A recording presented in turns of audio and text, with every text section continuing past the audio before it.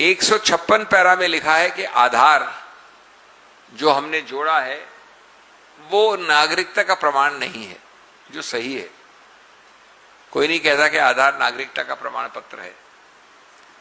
198 para में लिखा है कि इसी प्रकार से राशन कार्ड भी नागरिकता का प्रमाण पत्र नहीं है। सही बात है। तो जब ये लिखा है तो ये तो बड़ा स्पष्ट और साफ है कि इसी प्रकार से जो बाकी 10, 11, 8, 9 दस्तावेज हैं वो भी प्रमाण पत्र नहीं हो सकते नागरिकता के। चुनाव आयोग ने सूची दी थी 11 की। आपके जन्म का सर्टिफिकेट, आपके मां बाप के जन्म का सर्टिफिकेट, आपके कास्ट का सर्टिफिकेट, आपके 10वें कक्षा के परिणाम जो एग्जाम का है उसका सर्टिफिकेट। तो मैं मानता हूं कि जब आधार नागरिकता का प्रमाण पत्र नहीं हो सकता, राशन कार्ड नहीं हो सकता, ये भी नहीं हो सकते। लेकिन ये जो पूरी एक्सरसाइज की है चुनाव आयोग ने, ये इन्हीं दस्तावेजों के आधार पे तो की है। तो निष्कासन पहले, निर्णय बाद में। और एक अंतिम बात जो चुनावों के बाद की बात है, लेकिन वो भी एक बहुत बड़ा प्रश्न चिन्ह उठाती है।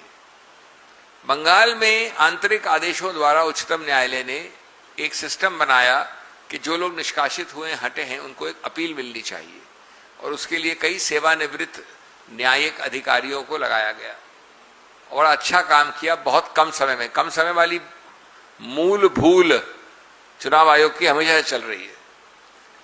अब वहां रोचक बात क्या है, एक उदाहरण आता है कि 6000 अपीलों में 4000 अलाउ हो गई हैं, क्योंकि समय भी बहुत कम है। 6000 तो बहुत हो जाता है।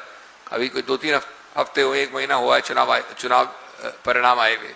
उन 3 हफ्तों में 4000 अपील अलाउ हो गई हैं, एक जगह, एक प्रदेश में 6000 में से। कहते हैं कि 80% अपीलें अलाउ हो रही हैं। इसका मतलब क्या हुआ?